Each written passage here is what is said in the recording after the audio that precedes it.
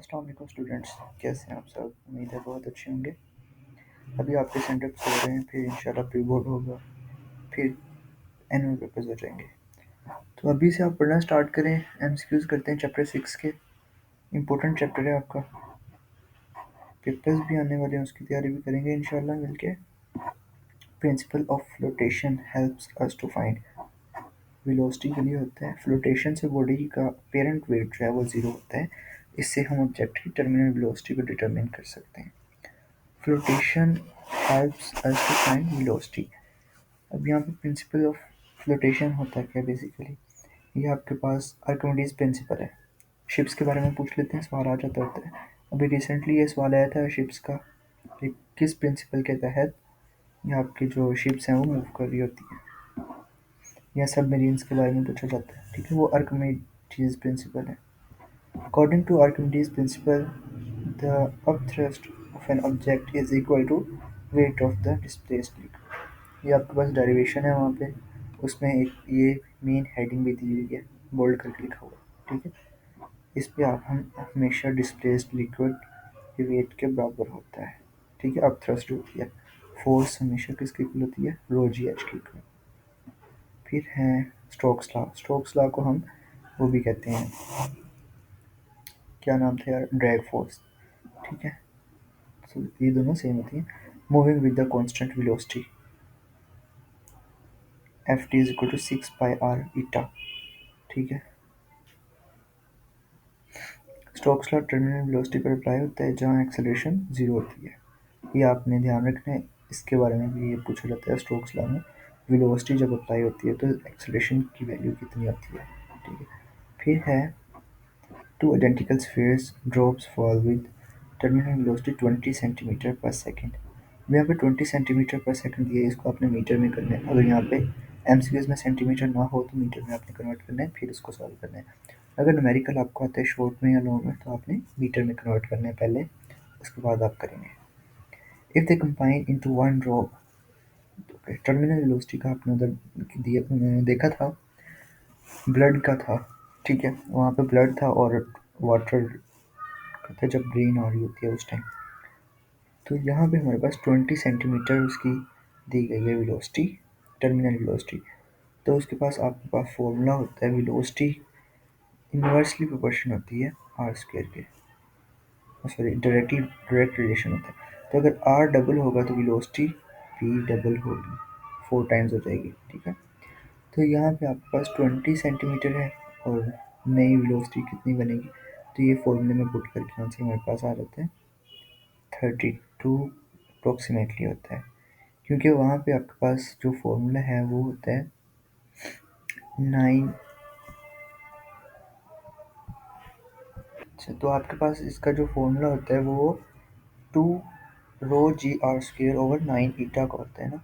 तो यहाँ पे हम वैल्यूज़ पुट करेंगे।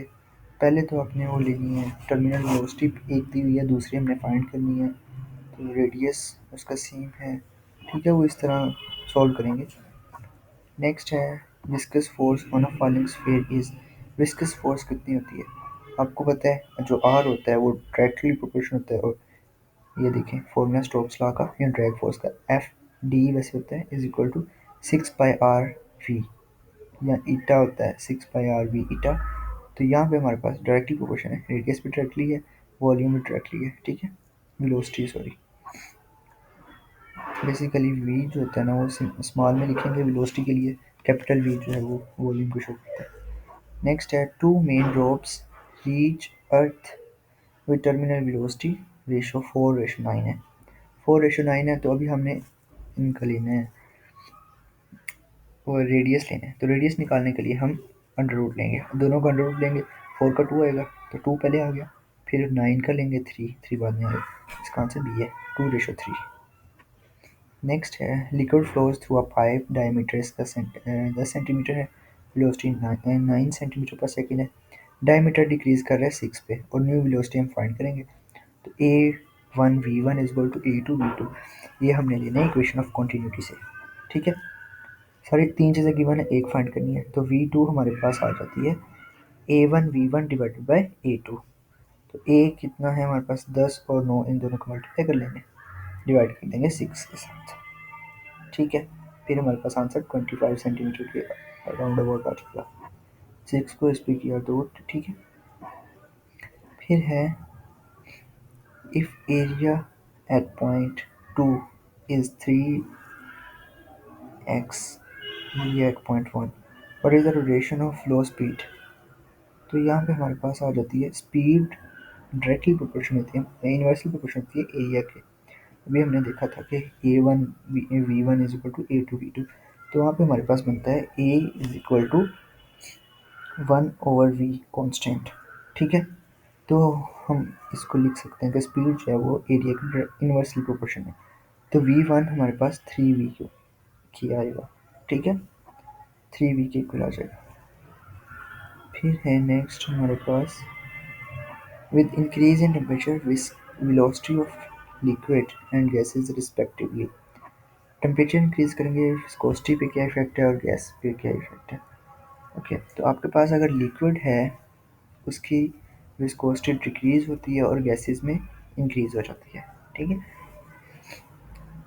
इसी तरह अगर आपके पास पूछे कि हम डिक्रीज करें टेम्परेचर को तो विस्कोसिटी ऑफ लिक्विड क्या होगी और गैसेस की क्या होगी। तो गैसेस में फिर डिक्रीज करेगी और लिक्विड में इंक्रीज कर जाएगी, फिर इनवर्स रिलेशन हो जाएगा। ठीक है, continuity equation when water falls its speed increases while the cross section areas में क्या होगा। इक्वेशन ऑफ continuity अभी हमने देखा a is equal to constant है, मतलब a is equal to जो है हमारे पास एरिया है या स्पीड है वो इनवर्सली प्रोपोर्शन है एरिया की। तो यहाँ पे उसने पूछा है कि क्रॉस सेक्शनल एरिया पे क्या इफेक्ट पड़ेगा। अगर स्पीड इंक्रीज करिए तो वो डिक्रीज करेगा। ठीक है, एक इंक्रीज करता है तो दूसरा डिक्रीज करता है। Two balloons tied by a string, when air is blown between them they। अच्छा, जब दरमियान में हवा चलेगी तो वो एक दूसरे के क्लोज आ जाएंगे। ठीक है, एयर प्रेशर की वजह से बर्नौलीज इफेक्ट आ जाता है।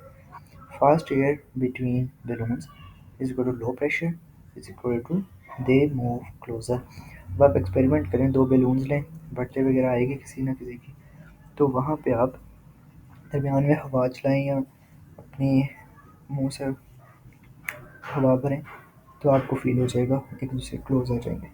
जब आप साइडों पे करेंगे तो वो दूर भागेंगे और अगर दरमियान में करेंगे उनके तो नज़दीक आएंगे। ठीक है, greatest increase in flow velocity through tube achieved by कैसे हो सकती है। सबसे ज़्यादा फ्लो हम करेंगे तो डबलिंग प्रेशर डिफरेंस को ज़्यादा कर देंगे तब। वेलोसिटी जो है हमारे पास प्रेशर डिफरेंस के डायरेक्ट रिलेशन में है, रेडियस के साथ नहीं है, विस्कोसिटी के साथ नहीं है, लेंथ के साथ नहीं है।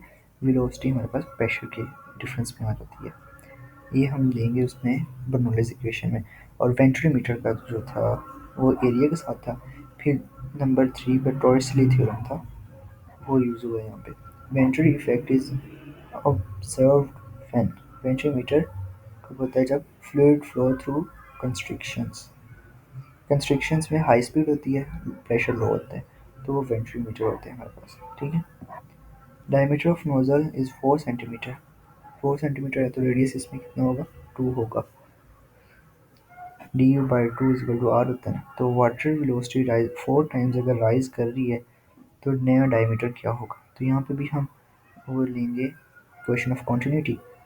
तो हमने इधर रखा 2 सेंटीमीटर हाफ हुआ, तो हमारे पास आंसर 2 सेंटीमीटर आ गया। ठीक है, नेक्स्ट हम इंशाल्लाह बाकी एमसीक्यूज़ भी करेंगे और पेपर्स आएंगे जब आपके, तो उसके लिए गेस्ट पेपर्स अपलोड हो जाएंगे। First year second year 9th 10th भी इंशाल्लाह साथ ही होंगे। पेपर्स आपको इंशाल्लाह टाइम पे मिल जाएंगे। अल्लाह हाफिज़।